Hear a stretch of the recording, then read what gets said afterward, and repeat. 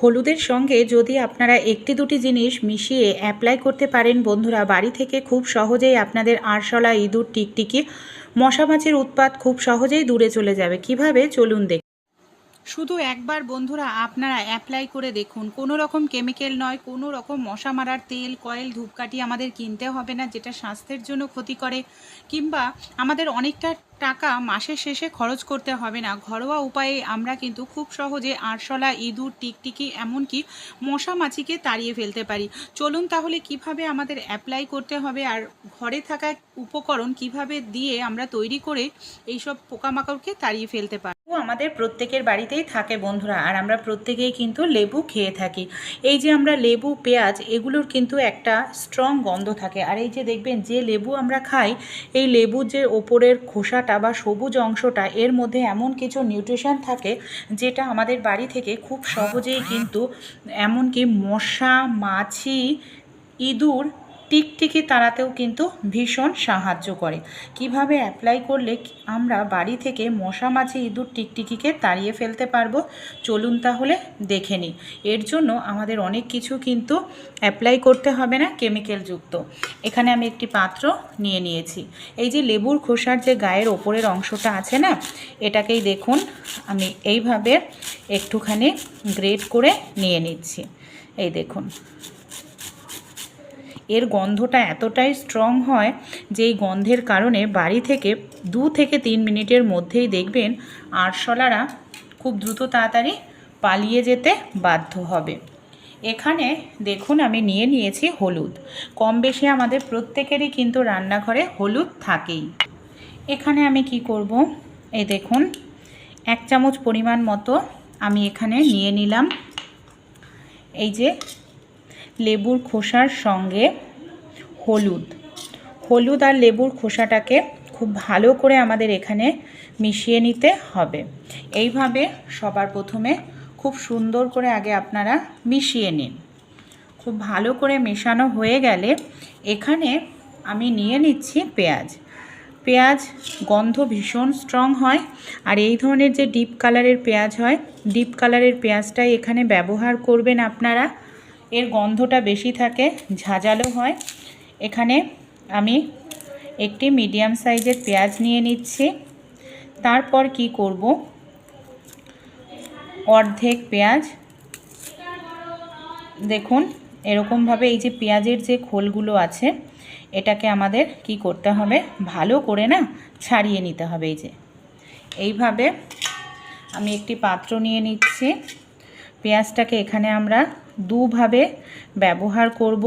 সবার প্রথমে অর্ধেক পেঁয়াজের এইভাবে আমি খোলগুলো ছাড়িয়ে নিচ্ছি, তাহলে পেঁয়াজটা পচবে না, অনেক দিন এর গন্ধটা ভালো থাকবে।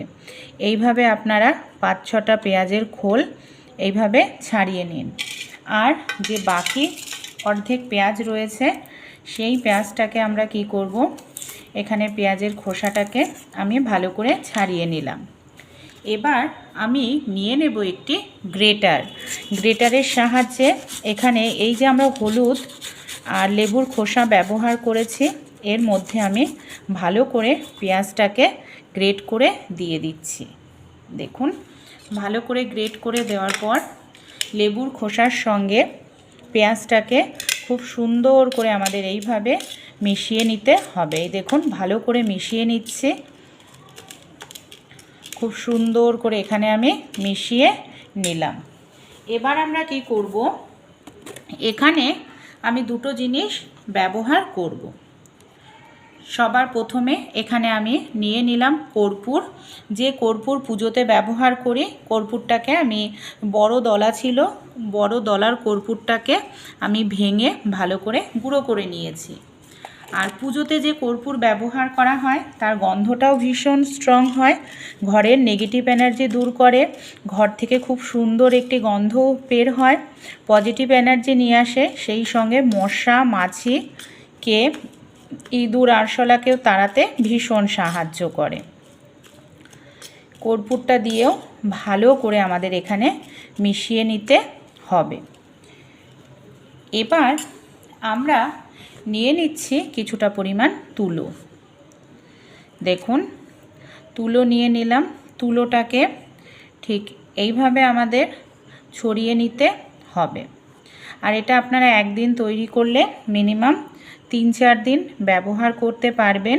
এটা নষ্ট হয় না আর এর গন্ধটা 1 সপ্তাহ পর্যন্ত থাকে।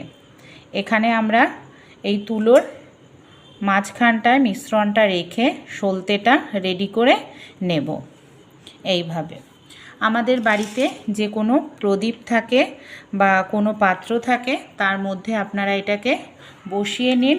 এই দেখুন আমি বসিয়ে নিলাম। আমি এটার মধ্যে সামান্য একটু নিমের তেলও দিয়ে দিয়েছি। আর বাকি যে মিশ্রণটা রয়েছে এর মধ্যে আমরা আরও একটি জিনিস ব্যবহার করব, সেটাও কিন্তু ভীষণ উপকারী। এখানে আমি একটি ন্যাপথলিন নিয়েছি।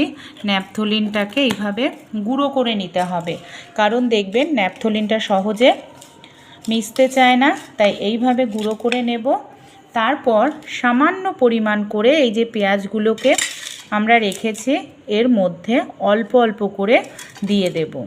এই যে এতটাই পাওয়ারফুল একটি রেমেডি বন্ধুরা, একবার ব্যবহার করে দেখুন, বাড়ি থেকে মশা, মাছি, আরশোলা, ইঁদুর, টিকটিকি পালিয়ে যাবে।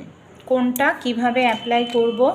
বাড়িতে যখন মশার উৎপাত ভীষণ বেড়ে যাবে, সামান্য পরিমাণে তেল দিয়ে আপনারা এই ধরনের একটি প্রদীপ জ্বালিয়ে নিন। এই যে প্রদীপ থেকে একটি ধোঁয়া তৈরি হবে, এটার সাহায্যেই দেখবেন বাড়ি থেকে খুব সহজেই মশা মাছি পালিয়ে যাবে। এই প্রদীপটাকে ধরিয়ে আপনারা পুরো ঘরে একটুখানি দেখিয়ে নিন। 10 থেকে 15 মিনিট এটাকে জ্বালিয়ে রাখুন, দেখবেন এর যে গন্ধটা বের হবে খুব দ্রুত তাড়াতাড়ি কিন্তু মশারা পালিয়ে যাবে। আর এটা জ্বালিয়ে যদি 10 মিনিট রেখে দেন, দেখবেন কিছু সময় পর নিভে যাবে আর এর থেকে একটি গন্ধ বের হতে থাকবে, যেটা গন্ধটা আরশোলা, টিকটিকিটাও কিন্তু সহ্য করতে পারে না। এই দেখুন ধোঁয়াটা বের হচ্ছে, যে কোনো কোণায় আপনারা জ্বালিয়ে রেখে দিন। আর এটা যেহেতু একদম প্রাকৃতিক, তাই 100% গ্যারান্টি দিয়ে বলছি মশা মাছি বাড়িতে একটুও থাকবে না। বাড়িতে ছোট বাচ্চা থাকলে, বয়স্করা থাকলে তাদের জন্যও কিন্তু এটা ভীষণ উপকারী হবে। এই দেখুন এটা অনেকটা সময় ধরে কিন্তু জ্বলতে থাকবে। এটা রোজ রোজ তৈরি করতে হবে না, একদিন তৈরি করলেই হবে। আর আমরা যে পেঁয়াজ দিয়ে এটা তৈরি করে রেখেছি, এটাকে আমরা কি করব, আমাদের বাড়িতে যেখানে দেখবেন বেসিন আছে, সিঙ্ক আছে, সেই সব জায়গায় আপনারা কি করবেন, এটাকে এইভাবে রেখে দিন। এর গন্ধের কারণে দেখবেন সেই সব জায়গাতে কখনোই আরশোলা আসবে না। যেখানে আমাদের থালা বাসন থাকে সেখানেও আপনারা রাখতে পারেন। যেই সব জায়গাতে আমরা জিনিসপত্র রাখি, আলমারির তলার দিকে একটা রাখতে পারেন, আলমারি কিংবা খাটের তলার দিকে, দেখবেন এর গন্ধের কারণে আর সেই সব জায়গাতে আরশোলা, টিকটিকির উৎপাত একেবারেই আমাদের চোখে কিন্তু পড়বে না। ভালো লাগলে